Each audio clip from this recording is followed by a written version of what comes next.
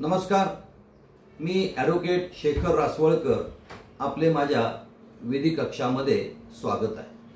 मित्रांनो, मी मागील भागामध्ये इंपाउंडिंग ऑफ डॉक्युमेंट संदर्भामध्ये असं सांगितलं होतं की जर ट्रायल कोर्टाने स्पेसिफिक परफॉर्मरच्या दाव्यामध्ये जे साठेकत असतं ते साठेकत कायद्याने इंपाउंड करणं आवश्यक असताना किंवा प्रतिवादीने त्याबद्दल कुठल्या प्रकारची हरकत नोंदवली नाही आणि जर त्याला निशाणी दिली आणि जर नंतर ट्रायल कोर्टाच्या असं लक्षात आलं की आपण ज्या दस्ताला निशाणी दिलेली आहे तो दस्त इंपाउंड करणं गरजेचं होतं, तर तो झालेला आदेश कोर्टाला पुन्हा मागे घेता येईल का, रिकॉल करता येईल का, याबद्दल सर्वोच्च न्यायालयाने असा निर्णय दिला होता की ट्रायल कोर्टाला सिव्हिल प्रोसिजर कोड कलम 151 अन्वये तो त्याला आदेश रिकॉल करता येईल असं मी सांगितलं होतं। आता नवीन निर्णय असा आलेला आहे की जरी ती ऑर्डर समजा रिकॉल केली नसती किंवा तो अर्ज नामंजूर केला असता तरी सुद्धा कोर्टाला निकाल देताना तो दावा केवळ स्टॅम्प ड्युटी भरली नाही, पेनल्टी भरली नाही, या कारणास्तव तो दावा रद्द करता आला असता। कारण या संबंधीची नवीन केस झालेली आहे 10/509/13, 10/510/13 अशा दोन केसेस होत्या सर्वोच्च न्यायालयामध्ये। त्या केसचं नाव होतं विद्युत सरकार विरुद्ध कांचीलाल पाल। याचा निकाल 28/8/2024 रोजी नुकताच दिलेला आहे। तो जो निकाल होता it was a suit for specific performers. त्याच्यामध्ये प्रतिवादी हजर होतात, वादी म्हणतो मी रेडी आणि विलिंग नाही, मी पैसे दिलेले आहेत। प्रतिवादी म्हणतो की माझी सही फोर्सिबली घेतली। 2 आणि 3चं असं म्हणणं होतं की we are bona fide purchaser for value without notice, असं तो दावा असतो। आणि कोर्ट काय करतो, वादीचं कथन, प्रतिवादीचा बचाव हे सगळे एकत्र विचारात घेऊन मुद्दे काढतं की सूट मेंटेनेबल आहे का, कन्क्लुडेड कॉन्ट्रॅक्ट आहे का, लिमिटेशन मध्ये आहे का, पुन्हा त्याच्यामध्ये स्टॅम्प ड्युटी त्यांनी भरली आहे का, असे निरनिराळे प्रकारचे कोर्ट इश्यूज म्हणजे आपण ज्याला मराठीमध्ये मुद्दे म्हणतो ते मुद्दे काढले जाते।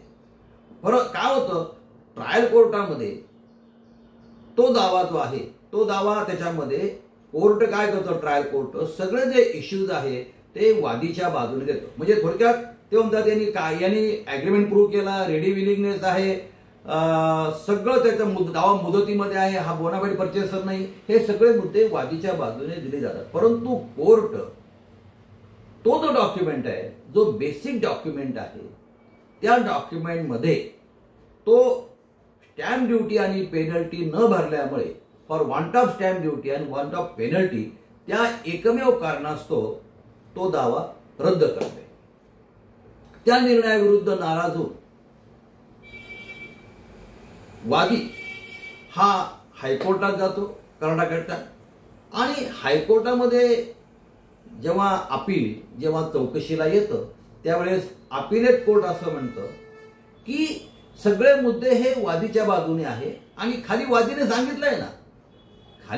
सांगितलंय की ही इज रेडी आणि willing to pay the stamp duty, आणि इन्स्पाइट ऑफ दिस कोर्टाने त्यामध्ये चूक केली आहे, lower court has committed error, की काय की त्यांनी सांगितलं इज रेडी आणि विलिंग इन्स्पाइट ऑफ दिस तुम्ही त्याला, परंतु ते आणि काय होतं या कारणास्तव ते हायकोर्ट खालचा आदेश रद्द करतं आणि स्पेसिफिक परफॉर्मरचा दावा मंजूर करतं।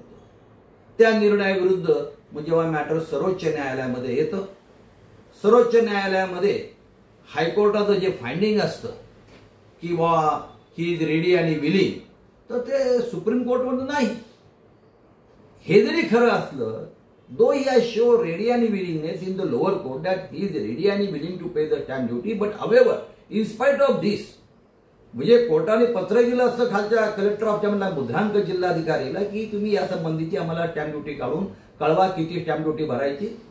निर्णय होईपर्यंत शेवटपर्यंत वादीने त्याकरता कुठल्याही प्रकारचे प्रामाणिकपणे प्रयत्न केलेले नाही, आणि त्यामुळे तो महत्वाचा दस्त हा स्टॅम्प ड्युटी न भरल्यामुळे तो सेक्शन 35 जो सेक्शन आहे Indian stamp act, instrument not duly stamped inadmissible in evidence, त्या कारणास्तव आणि मग तो 36चा आधार घेतो.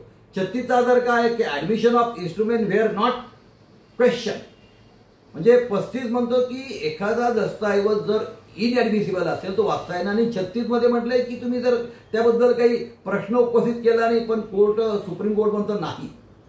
सांगण्याचा महत्वाचा मुद्दा असा की ज्यावेळेस आपण दिवाणी कोर्टामध्ये साठेकर जे असतं त्याच्या आधारे स्पेसिफिक परफॉर्मन्स दाखल करतो, तो दस्त योग्य प्रकारे मुद्रांक भरला आहे किंवा नाही, पेनल्टी भरली आहे किंवा नाही हे तपासणं अत्यंत गरजेचं असतं.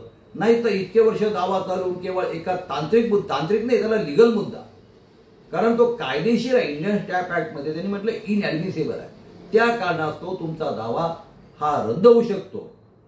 मित्रांनो, सांगण्यासारखं खूप आहे, मी थोडक्यात सांगण्याचा आपल्याला प्रयत्न केला. तुर्तास इथेच थांबतो. आपल्याला हा व्हिडिओ आवडला, लाईक करा, शेअर करा, सबस्क्राईब करा. धन्यवाद.